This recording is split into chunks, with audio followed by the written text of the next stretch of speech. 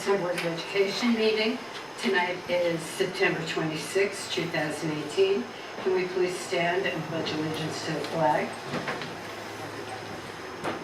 I pledge allegiance to the flag of the United States of America and to the republic for which it stands, one nation under God, indivisible, with liberty and justice for all. Our first order of business is to approve our agenda. Can I please have a motion? Second. All in favor? Does anybody have anything they want to pull from the consent agenda? Yes, I'd like to put professional personnel. Okay. 3.3. Just the 3.3? Yeah. Okay. And can I have a motion to approve the items not pulled on the consent agenda? So. Second. Second. All in favor? Okay. My question is, once again, and it's regarding the substitutes, the permanent per diem subs. I don't understand why we're going from one per building to who knows how many, and every time we keep getting more and more added, and I've asked, and I haven't seen a plan, but I just like to get a little bit, I'm not comfortable just keep putting per diem substitutes in without some sort of a plan. Each per diem substitute is a significant amount, is $18,000 a year, and that adds up, and as far as I know, we've got quite a few. So, I'm just not comfortable, so, until there's some sort of, I have an understanding of the plan, so, I'm not comfortable approving that.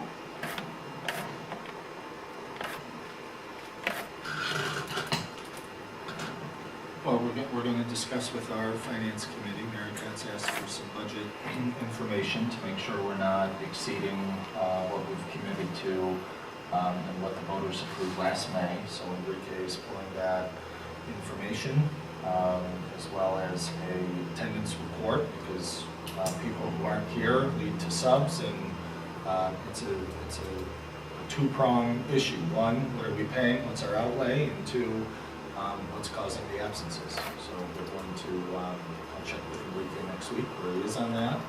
And we usually save the commencement of our finance committee meetings until later in the winter, December-ish, to gear up for budget, but we'll push one out earlier and start talking about subs and budget and look at last number of years.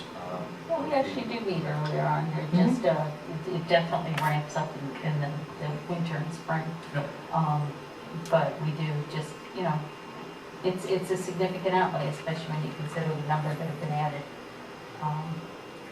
I do know with the safety committee meetings that we've had, we've talked about having permanent subs at each of the buildings, because they can familiarize themselves with procedures and protocols, during any safety events that may happen in school, and, the teachers feel more comfortable calling certain people that they know, Well, they're not calling, this are person is comfortable there. with the curriculum and can intelligently teach the curriculum once presented. So, That's fine, but there's more to it than that. I mean, it's not just about a single, isolated, it's a financial decision too. And again, as I said, there's this direct outlay, and there's also the attendance issues, and It's not an that's isolation. my concerns. right, I think it's all intertwined. Yep. So, I think there, Mary Pat and I very rarely disagree, but I think there's a need for subs. So there's other ways to utilize them too.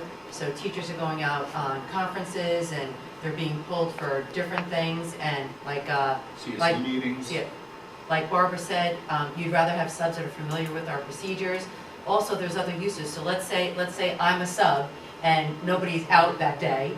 I could be used in different ways. So let's say a class has a certain amount of kids, or they have some things. So your subs can also have schedules too, to help out. I've not seen, I've asked about how these are determined, how many we're putting in, what the new numbers, because we started at a certain level, how it's being allocated, how they're being used, and I've not gotten it. So, and again, and every week we go through and there's one or two more, and so. She just wants to Yeah, get the plan. I'm assuming there's some protocol and some idea behind how many are allocated at each school, and when we decide we need a permanent sub, but Mary Pat has asked for this a couple of times, and it'd be good for all of us to understand the process a little better. Okay, that being said, can I please have a motion to approve and pulled on the consent agenda? Second? All in favor? Opposed? Now we have first audience comments. Before we do that, please know that each speaker must sign up with Roseanne. Each speaker is permitted 3 minutes for their comments and must be recognized by Roseanne Scolante. All comments must be directed to our Board of Education.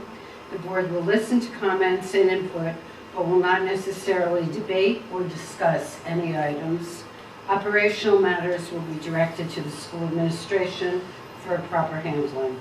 The board is not permitted to address personnel or individual student matters in open session, so we will not allow anyone to mention specific administrators, teachers, or students. The board will limit repetitive comments in order to give time to others wishing to speak, as well as an ability to maintain meeting efficiency. That being said, do we have anyone who would like to comment on non-agenda items? Okay, and now we'll go back to accepting our donations. We have one donation to approve for Furnace Woods Elementary School. We have an employee from New York Life who's made a donation of $740. Thank you very much. That's a matching donation, and we sincerely appreciate the donation to Furnace Woods School. Okay. Now we are moving on. Oh, can I have a motion to accept the donation, please? So, Second? All in favor? All right, that being said, we're on to the superintendent's report. Good, a couple updates and good news, and then we have our friends from BOCES who will present. So I want to let everyone know, our next board meeting on October 10th will be wholly committed to an update on the capital project, the $18.5 million project that voters overwhelmingly approved last May. The Facilities Committee has met once and will meet again to discuss some particulars of the project with some of our architects and some of the consulting architects that are on the project. So if you can't make it on October 10th, make sure you tune in to the board meeting that will be available online shortly after, and we'll also be doing a lot of communication to our community after that presentation to give them an update. Pam Lowe. Pam Lowe is one of our volleyball players. She is in a long line of Lowe's who have gone through Hendrick Hudson and played volleyball for us. Earlier today, she was named the Con Ed Award winner. Very so, Congratulations. Yes, it's a great recognition not only for Pam and not only her team, but our entire school district. It recognizes athletic excellence as well as academic excellence. Vaping. Last week we sent out a lot of information regarding vaping being named by the Department of Health as an epidemic. We are going to continue that communication later this week and in the next week by posting, some of these signs. It says no smoking and no vaping. These are going to be posted throughout schools, on front doors. We're going to make a number of these signs and post them outside, on posts, near ball fields, so on and so forth. What were we showing? Oh, okay. No vaping, no smoking, no vaping.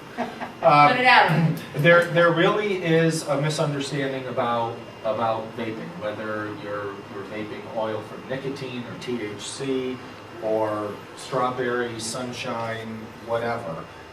Vaping in the eyes of New York State is seen as the same as smoking. You may remember a number of years ago, e-cigarettes were a big thing, and New York State said that in all public municipalities, e-cigarettes are being treated the same as tobacco. That is the same as vaping. So we are indulging in a big communication plan to educate everybody about this.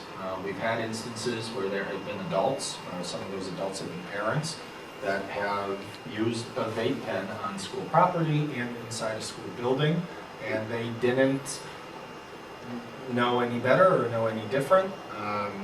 We take them at their word, we educate them, but we need to make sure that our entire community knows that's not allowed on school property, and also the negative effects from it. So look for that coming up shortly. The smoking, so if you find a student doing it, would it be the same?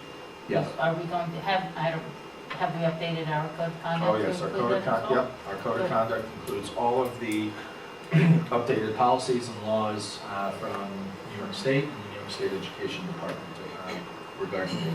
So if you catch a kid vaping, it's as good as Patty can smoke, Good as or a smoking, teacher. and it doesn't matter what Or they're, any doesn't matter what adult, they're vaping. Any adult. Yep, Okay. correct. My last update is Laura Nyer is with us. Laura has been appointed to Executive Director of Administrative Services. She's going to lead all things technology and HR. Laura is a known entity to our district, and I'll invite Laura up to say hello and introduce herself. Hi, thank you very much. I am beyond thrilled and excited for this opportunity to start here. I was here a little over 4 years ago, being appointed as the high school assistant principal, and I was thrilled and excited to join PennHUD back then.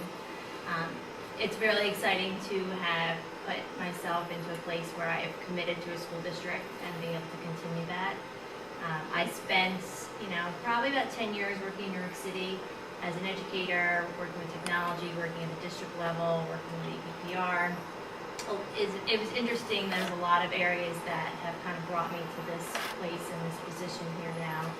And I've been really proud of the accomplishments I've made at the high school and my ability to improve programs here at the high school, working with students and working with staff. Also being able to have opportunities to work with Dr. Roller really closely and Mr. Hochreiter on some district initiatives. So I'm just beyond thrilled that I get to take some of my experience with technology and leadership and bring it to this next level. And I look forward to sitting there next to you and working with all of you, day by day, week by week, and continuing to be a sailor and be part of Hudson. So thank you very much. Thank you for having faith in me and giving me this opportunity. And I'm committed to working very hard and learning as much as I can. And I'm already trying to do that right now. Already setting up meetings next week with building principals and getting into schools. It'll be sad to leave the halls of this high school. I've been lots of hugs the past few weeks saying goodbye to students and to staff, but I keep reminding them I'm still here. I'm just going to be here a little bit less, but I'm going to make sure I still come to the cafeteria and eat lunch here and get around to all the other buildings. So again, thank you very much, and I'm beyond thrilled. Thank We're you. very, very, very happy. Thank you. And welcome to your position. Okay, we are having committee reports, but what I'm going to do is switch and have John and Linnell. And you will have time right after they're done.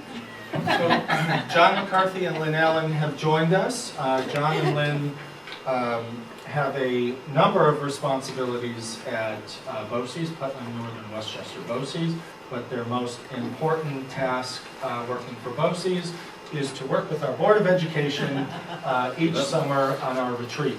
And we have been dealt a pretty significant blow in terms of Indian Point, and 2 years ago the board wanted to focus its retreat on preparing to respond to Indian Point.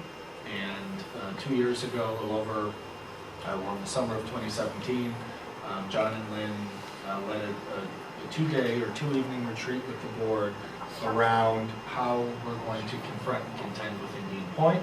We did a book study. And that retreat and outcomes from that retreat bled into our retreat in August of 2018. They are here to get an update and report to our community, as well as identify some of our next steps. Well, thank you. We appreciate the opportunity to be here, and we love working with your board. As Joe said, a couple of years ago, we started to work with the board on this very daunting task the district is facing with the closing of Indian Point. So we would be remiss if we didn't commend the board, the administration, and the community for all their efforts to address this very potentially difficult situation. So as Dr. Hochreiter, I don't know if we're working here. There you go. This is the book that we read, Our Iceberg is Melting, which is about the change process and a successful change. We read this book and we discussed the book and how it's going to reflect in the work that's going to be done over a multi-year plan, because this is not something that's going to be done in 1 year. The board recognizes that the closing of Indian Point is going to be something that's going to take a number of years to address. The little character on the right is our little mascot that ties into the book, because the book was about penguins, so we made it a sailor penguin there. But really, this is what kick-started our work. And the very important piece to this is the 8-step process for a successful change. And again, this is ongoing. It's going to keep adjusting. But clearly, the board was able to create a sense of urgency with the community. The closing of Indian Point had a huge financial impact on the district, will potentially have a huge financial impact on the district. So it was important that everybody knew that there was a sense of urgency here to start addressing that. And then the next phase was to pull together a guiding team. I know that the board has been working with the administration and gathering different stakeholders together to start addressing the issues, sort of get some input from them to make sure that the steps that they've taken to move forward are in line with what the community is looking for. And then from that, you're going to develop your vision and your strategies as you continue to address the evolving changes of the closing of Indian Point and its impact on your tax base and your schools. Again, you got to get the buy-in, you got to communicate, and I know the board does a great job of reaching out to the community and meeting with them and talking about them, and Joe's going to share with you in a few minutes some of the amazing things that you've been able to accomplish during this particular last school year in that area. Obviously, it can't be done with just the board and the administration alone, so it's important to involve others to allow them and give them the power to take some actions to address these issues. Again, in a few minutes, you're going to hear about some amazing, which I think are just unbelievable short-term wins that you're able to establish in this short time. Again, setting forth that vision of making sure that you provide a high-quality education for the students of this district. And in order to do that in the face of the closing of Indian Point is no easy task, but I think over this past year you've been able to do that. And part of the reason why it's a multi-year plan, and part of the reason why we're here tonight to continue to help support the district, is you can't let up, right? Because in a couple of years this is going to become a reality. The charge and the mission of the district is clear. We want to make sure that the students are well prepared for life after high school and make sure that their experience here at Henry Patton is nothing but the best. And at the end, I didn't put a check next to it because it's something that develops over time. It's developing a new culture. And I think that the board is well on its way to doing that. And again, I want to commend the board, the administration, this community for their Herculean efforts to address this potentially major impact to the district. So with that, I'd like to pass it over to Lynn to talk about the process. Good evening, everyone. It's a pleasure and an honor to be here again with you this evening, and congratulations to the newest member of your leadership team. Once again, we have to give you accolades for the work that you've done in a very short time. You, again, were dealt a hand that you were not expecting or anticipating. You stepped up to that in a multitude of different ways, and one of those ways was to say, we need to have a plan. We need to come together and we need to develop a plan. And John and I have had the pleasure of watching you work on a plan, develop one that has great meaning and really has some power behind it. Because without that, although I'm sure that you would have persevered and prevailed, this gives future direction for you, not only now, but as John said, in years to come. So one of the ways that oftentimes groups or districts will approach a plan is through a strategic planning process. And what the board has done over the course of the past 2 years is to engage in a SWOT analysis. Of course, that is a strategic planning process that many of us are familiar with. And basically what the SWOT analysis does, it has allowed the board to look at this goal that they have had to address the impact of Indian Point on the school district by identifying your strengths. And I will tell you, Hendrick Hudson School District has many, many strengths. And you're able to identify those. Also identify weaknesses, a more difficult thing to do, but nonetheless, you had your work cut out for you. You were able to identify those weaknesses right away, and in some cases, identify the weaknesses as opportunities. And that, again, I applaud you for, because that is not an easy thing to do, particularly when you're faced with such great challenges. And also threats. And with this SWOT analysis, you look at each one of those quadrants and you prioritize, in the case of a strength, which one is the strength that you feel needs to be leveraged most in the coming year to address your goal. Again, the goal was to continue to look at ways to alleviate the impact of Indian Point closing on the school district. And then to minimize the weaknesses, optimize the opportunities, and guard against the threats. So here you have a matrix. It's, again, a very straightforward process, but a very powerful one, particularly when you engage in this as you have over the course of time. So the first year was to develop an action plan. This year was to, again, review the SWOT analysis. Are our priorities in each one of those quadrant areas the same? And if they weren't, to be able to tweak and modify those and to create a new action plan for 2018-19. And while when we look at this plan, there may not be necessarily dramatic changes with each one of those steps. Nonetheless, you have been able to address and maintain some of the things that are very important in this plan. And you look at some artifacts in just a moment. We wouldn't anticipate that a goal in a strategic plan would be achieved or accomplished in 1 year. It's a matter of staying the course and staying focused on the end game. And that this board has done, and we've been very impressed with. So as you can see, this action plan, just briefly, the greatest strength that the board felt that they had, and we certainly have seen it over and over again, is your ability to communicate, your communication capabilities. And there are a multitude of different ways that you have begun to further address this, building again upon your strengths, and it's to develop a comprehensive communication strategy. You're well underway with that, but yet you're still continuing to build upon that and enhance that. And I venture to say that probably will go on for quite a few years. And you see here there's some ways and objectives in which you are looking to achieve that. And I think under this also, it's important to note that the Board of Education felt it was very important to involve not only members of the school district, but also members of your community to assist with accurate communications. That's key. Accurate communication must go out. And also to enlist their help to contribute and to assist with the implementation of the entire plan beyond communication. And then the weakness that the board had identified as looking to minimize is the lack of information to make important decisions. Once again, this was totally out of your control. When this decision to close Indian Point came upon you, it was sudden. It was something, again, that you weren't anticipating.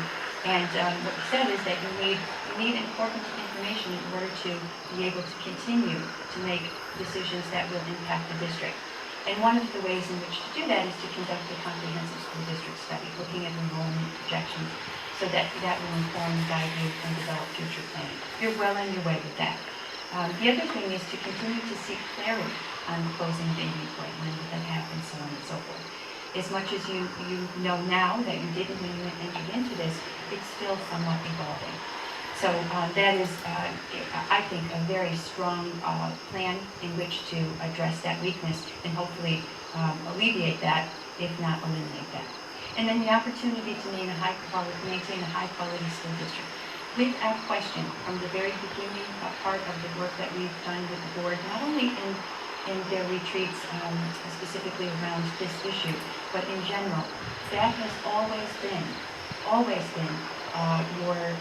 your anchor, is to maintain the high-quality school district. You have never, ever wavered. No matter what has come before you, no matter what challenges or hurdles have stepped in front of you, you have never wavered. And that maintaining a high-quality school district, I can recall members of this board really hammering that home every time that we have retreat. I know that is true of the administration and staff here too. The board just holds that in the very highest regard. And then, of course, warding off the threat, a very real threat and a very prominent threat, is the lack of state funding. So to continue to identify, advocate, and apply for funding sources, I know Mr. Hockroder has stepped up in a very big way to move that forward. And again, talk about unwavering. This is an area that he has continued to advocate for and has found some good resources as a result, and resources that will help the district going forward. So this is the action plan, very, very admirable. One that, again, they have before them. They've already started progress on many of these items. And I would say that probably in short order, as you continue to monitor and update the community on this plan, you'll have much more to report on. So that in a nutshell is the action plan. Again, kudos to the board and to the school district. And along those same lines, like some of what Don and I have been talking about, you're going to be able to see in living color. So I'm going to turn it over to Mr. Hofreiter to again. So when we started the retreat in our conference room in the district office, there was on the wall a beautifully drawn anchor. And Beautifully.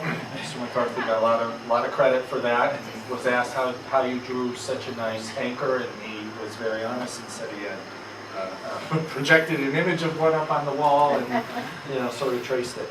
And Barbara facilitated a conversation around identifying all of our successes. And that was not only a great opportunity to start the retreat, but we also admired Barbara's handwriting because it was so nice and so perfect. But then what we did, we sort of ran out of gas or ideas or thoughts because we had been working very, very diligently on a number of areas, engaging our community, of course, Indian Point, making sure that we communicated and got a bond passed and got our budget passed. And in the middle or amidst all of that hard work and board meetings and PTA meetings and going to games and concerts, sometimes you forget the good work that our kids and our staff and district achieve. So we brought out these poster boards, which essentially are highlights of various success stories from only the past academic year. And it was amazing to see our eyes light up because we didn't necessarily forget all of these things that happened. They didn't come to mind because of some of the challenges that we had to overcome last year and will continue to. For example, with Indian Point, in the 15 months from when Indian Point announced their closure, in 15 months, we were able to advocate for an additional $34 million of funding that we will be eligible for when Indian Point starts to shut down. And that was the work of a Republican senator, a Democratic assemblywoman, mayor, town council, town supervisor, even our senators and local congresswomen that represent us in Washington. And we got our story told all over the place, on LOHUD, on television, the school board journal, the weekly newspaper. And we found we engineered some very early and easy wins, as both Lynn and John have talked about. But our commitment was, as we begin exploring or determining what decisions we have to make in light of Indian Point, we were not going to sacrifice the fact that we want to maintain and continue to build a world-class district, and we were not going to sacrifice student opportunity. And what we have here in front of us is evidence of that in the first year of first full academic year grappling with struggles about Indian Point, the artifacts and the kids and the programs and the achievement and the recognition certainly tell a story that we're able to do both. We're able to pound our fist and advocate for support to make sure kids don't pay the price for a decision that was made with Indian Point, and that opportunities exist, and that we continue to be a destination district. We've heard from real estate agents that the real estate market in Hendrick Hudson has been the hottest it's been in 10 years. That homes are on the market for the lowest amount of time in the last 5 years. Homes are selling above asking price. Homes are closing from a contract to closing. The data are telling us that the work that we're engaged in is the right work, it's the hard work, and we're going to have plenty more difficult decisions to make. Lynn mentioned one is conducting a series of cost analysis studies to look at our operations, look at how we're organized, to determine if we can be more efficient so that the burden of Indian Point's closure does not come on taxpayers, and the burden of Indian Point's closure does not fall on reducing programs for kids. And we've done this before. 3 years ago, we had a comprehensive transportation study that had yielded significant savings, but also touched on some other areas that we decided not to explore at that time. So as we get into the next set of studies and cost analyses, and as that report becomes available later in the spring, we'll have to educate our community and our parents on what our thought process is, what options that lie in front of us, but to continue to reinforce to our community, we're going to build a world-class district, and we're not going to sacrifice student opportunity because of a business decision that was made in our backyard. So these posters are on display in district office. The village mayor and the town supervisor have agreed for us to display these at the village hall and the town hall as a signal of our efforts and a signal of our success. So when residents go in to pay their taxes or go to any number of functions that the town and village hall have, they're reminded of what our district is doing and what our district is capable of. So we should be very, very proud, and I want to thank John and Lynn for spearheading really hard conversations that have made us suspend our judgment and suspend our biases to make sure that kids don't suffer the price for a business decision that was made 18 months ago. And on behalf of the Board of Education, I would also like to thank you sincerely for all of your efforts and your work with us, and hopefully it's a partnership that will continue. So we thank you. That's it? Okay. Next, we have committee reports. And Carol is very excited here to give her report. Good night. Thank you again. Thank you. So this sort of segued very nicely on Mr. Hochreiter's superintendent's report. So we're taking a step backwards again. But I went to the Blue Mountain Middle School PTA meeting this week, and they will be participating again this year in Red Ribbon Week, which is a week of awareness of drug abuse problems all over. It's a nationwide effort, not just a local effort. So they'll be having activities in the school related to that the week of October 22nd. And in conjunction with that, the library is hosting a seminar called Vaping 101, Jules Wax and E-Juice, what every parent needs to know about the culture of youth vaping, and that's going to be Monday, October 22nd from 7 to 8 p.m. at the Henderson Free Library. So there will be a brochure out, and not a brochure, but a flyer that'll be posted, and there'll be more information about that. But it looks like a very important and interesting discussion. Anybody else? We have to submit a post for that. Or not yet, or... Not yet, yeah, we'll wait for the 10th. And one more meeting next Thursday to finalize the presentation and some other questions that committee members had. And October 10th, we'll bring your seat cushions, because it might be a long one, but we have a lot of updating to do. Westchester Putnam School Board Association, both Lisa Anderson and myself participated in a meeting that was held by Assemblywoman Amy Paulin regarding the cap on state and local income taxes. That was a result of the federal tax law change back in December. That was held down in White Plains Public Library and was participated by people from towns, villages, and school districts throughout Westchester. Basically, they're looking to, there was regulations that came out in August that counterbalanced some things New York State was trying to do to circumvent the cap, and now they're trying to come up with ways to be able to get a deduction that the federal tax law from December says you can't have, which was very clearly laid out in the August proposed regs. So they're trying to, they want to change the proposed regulations. And they're asking school districts and municipalities to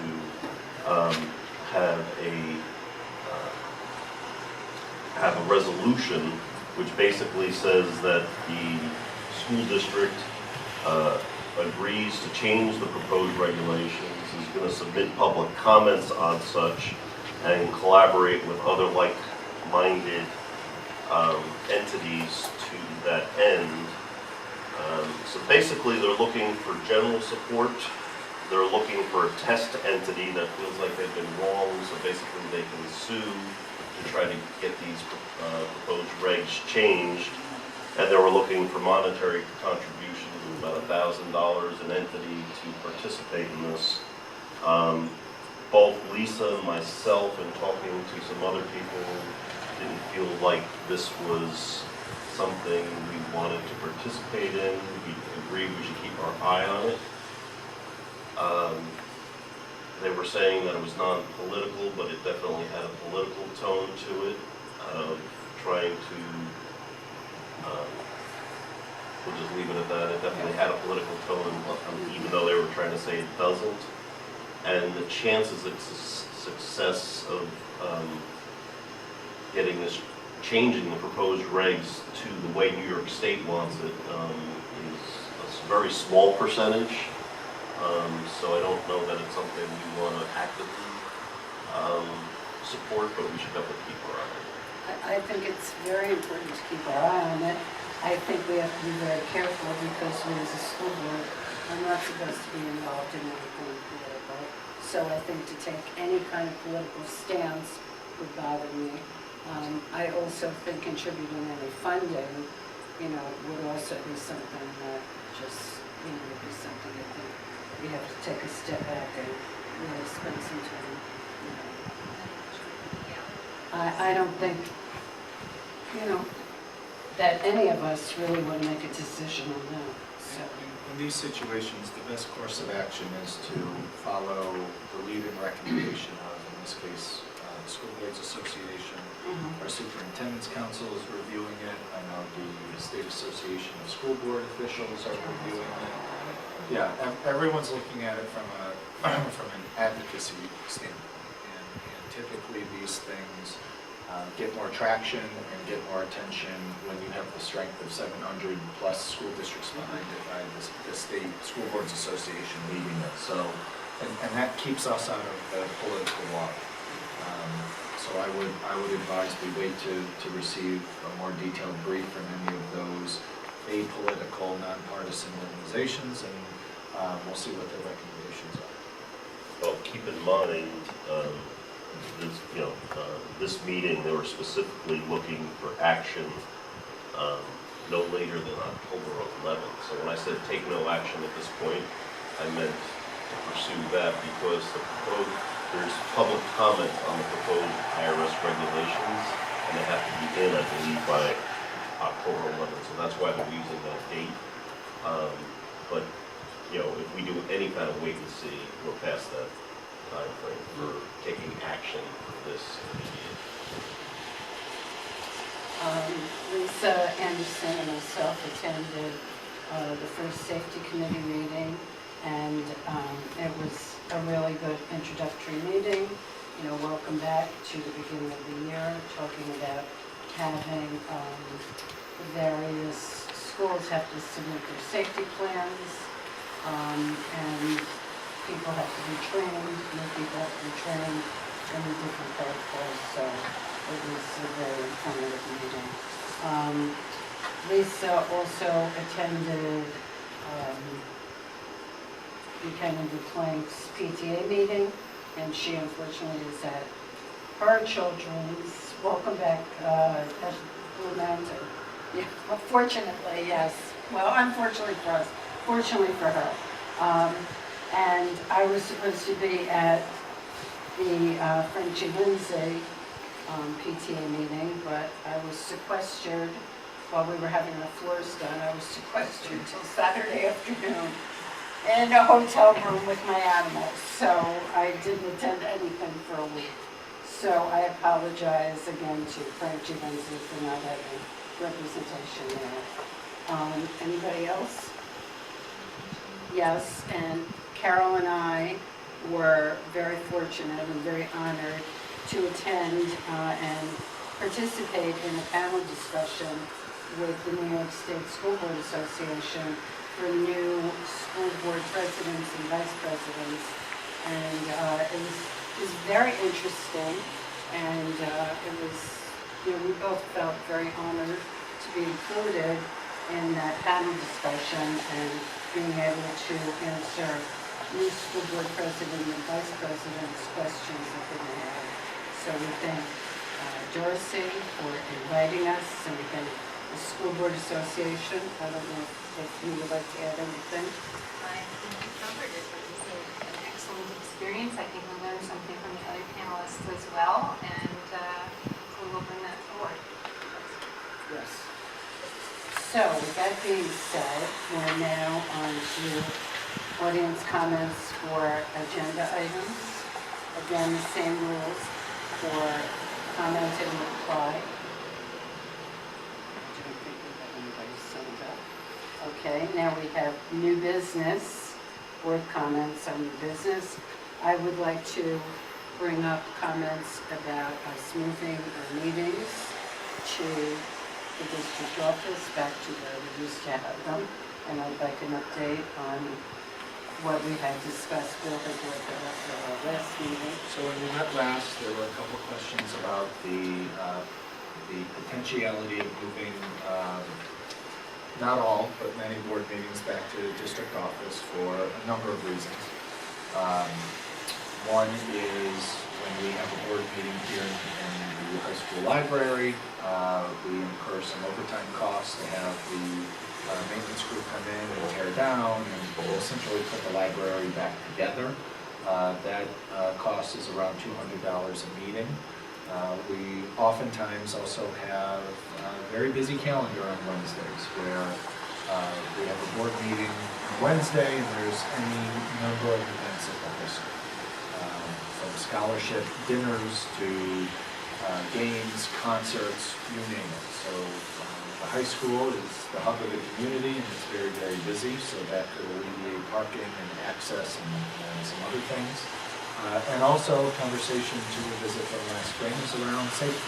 Around what's the safest place, or could district office be a safer location to have a school board meeting? On a night like tonight, where there are no athletic events at the school, we're the last ones in the building. And so whether it's guests or board members or children of guests who may be tucked around the corner or getting their homework on the bench, the school is not as safe as it could be as if we didn't have a meeting. If we didn't have a board meeting here tonight, the school would probably really shut it down after the last soccer game or volleyball game that could be around 6 o'clock. So conversation around moving our meetings to the district office can happen. We have all the technology, we have enough space for some visitors to sit and watch the meeting. We also are finishing an opportunity where we can really cordon off any visitors from wandering through the district office. There's a staircase that takes you from downstairs, upstairs to where the business office is, HR files, the superintendent's office. We're going to install a door, a double locking door, so that if we did have meetings in the district office, no one would have the opportunity to get upstairs. And there also are two bathrooms that are both handicap accessible downstairs outside the boardroom. So it's a potential. We can do it. I think if the board's interested in moving some meetings there, and the reason I say some meetings is we have a traditional meeting every year at the Free Library. We have a number of meetings here in the high school cafeteria because we invite large numbers of guests. Short of those meetings, we could move and function our meetings at the district office. It also would be technically more conducive for a board meeting. The way that the tables would be arranged would be more of a horseshoe so we can dialogue and engage with each other. As NISBA presented to us over the summer at our retreat, the way we're set up here is really to engage with the public, which isn't a bad thing.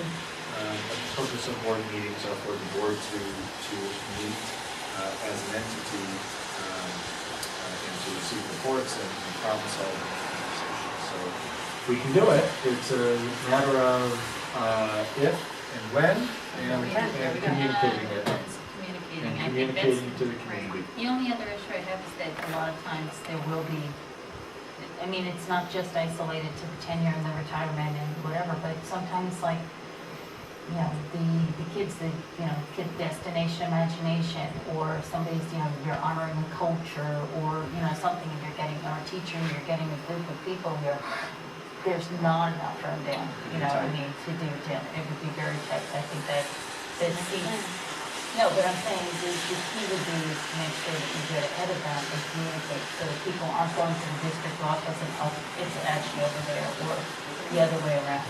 So I think that's going to be the biggest piece, whether it's putting it out front as well, or, on Facebook, but I think just highlighting the location would be. Yeah, Right. and to Mary Pat's point, one meeting that we anticipate being well attended would be our meeting in 2 weeks regarding the capital project. So, we need to plan our agenda around our space and how important we Or the are. space around the agenda. Well, yes. So it's doable. I wanted to make sure I report back to say it's possible, it's plausible, it's a matter of comfort, and it's a matter of communication. So if it's something we want to, maybe save for one more conversation on the 10th, because I anticipate we'll have some visitors. But in terms of having a board meeting, having technology and space for some presentations, not a whole team of 14 third graders talking about their Destination Imagination project, but, well, yeah. It'd be- They get those, the slides and the gravity and all that, It'll be tight, yes. but it's also a more conducive meeting space, so. It's just the setup of the table, like many times, I think you can't always see everybody at the table that easily, and, you want everybody to have input, and we're really talking about making more meetings and work meetings, and I think it's more conducive over there. This table arrangement really isn't conducive to work sessions. She is. Sounds like it would save us some money as well, and potentially be safer for the school building and the students.